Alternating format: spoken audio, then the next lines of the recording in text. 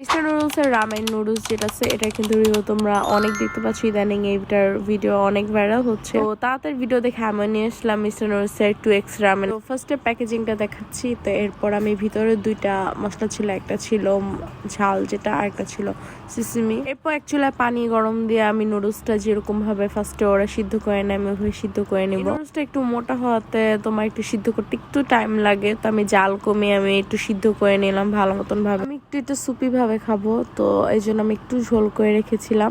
তোমরা চাইলে পুরোটা একদম শুকায় ফেলতে পারো রোস্টটা। এরপর আমি মশলাটা দিয়ে দিব। আমি এখানে ফার্স্টে হাফ দিব, আমি পুরোটা একবার দিব না, কারণ আমি ঝাল অতিরিক্ত খেতে পাই না এবং আমি জানিও না এটা কিরকম ঝাল। তো আমি ফার্স্টে অর্ধেকটা দিব প্যাকেটের থেকে। এরপর একটু মিক্স করে দেখবো এটা কিরকম ঝাল হয়েছে। তো আমার কাছে একটু দেওয়ার পর একদম রেড হয়ে গিয়েছিল। এরপর মনে হচ্ছিল না আমি আরেকটু ঝাল খাবো, তো এই জন্য আমি আরেকটু দিলাম এটার সাথে। যদিও আমি এখনো জানি না এটা ঝালের পরিমাণটা কিরকম। তারপর এটার মধ্যে সিমিটা দিয়ে উপরে ডেকোরেশন করে এরপর 2টা সিদ্ধ ডিমও আমি দিয়ে নিয়েছি। এখানে অনেকে পোচ ডিম পছন্দ করে, আমি সিদ্ধ ডিমই দিয়ে নিয়েছি। যেহেতু আমি খুব চটজলদি করেছি এজন্য আমি এটার সাথে অন্য কিছু আর করতে পারিনি, তো জাস্ট আমি ডিম দিয়ে এটা ফুল ডেকোরেশন করেছি।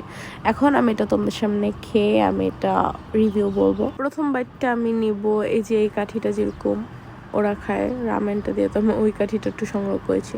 ফার্স্টে আমার কাছে একটু মোটামুটি স্পাইসি লেগেছিলো। এরপর যখন আমি আবার সেকেন্ড বাইট দিলাম তো এটা আমার কাছে ভালোই ঝাল লেগেছে। এরপর তো সুপিটা দেওয়ার পর আরও ঝাল, মোটামুটি যারা ঝাল বেশি পছন্দ করে তাদের জন্য এটা ভালো লাগবে নুডলসটা। Overall it's good.